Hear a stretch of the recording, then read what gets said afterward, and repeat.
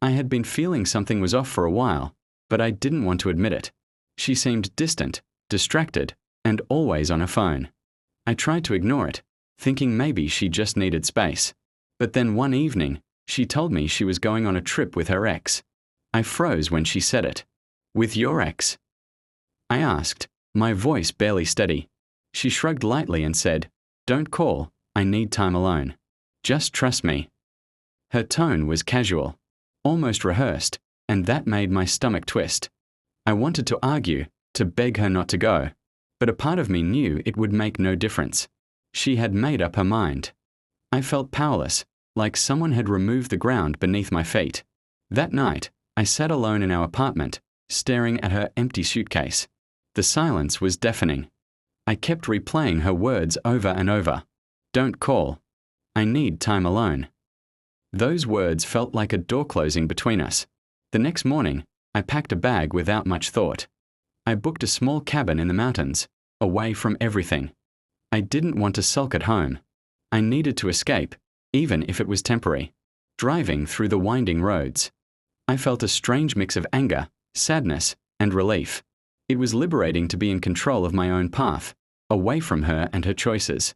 I realized I hadn't done anything wrong, yet I had been carrying guilt that wasn't mine to bear. At the cabin, I spent hours walking through the forest, listening to the wind and the distant calls of birds. I allowed myself to feel every emotion fully: grief, betrayal, and even a flicker of hope. It was the first time in months that I felt alive. I kept my phone off, refusing to check messages or notifications. I didn't want her updates, or explanations, or excuses. I needed this time for myself, to breathe, and to remember who I was outside of our relationship. By the third day, I started journaling. I wrote down everything I had suppressed, every hurt, every fear. It was exhausting but freeing. The mountains seemed to echo my thoughts, turning my pain into something almost beautiful. Late one evening, I watched the sun set behind the peaks.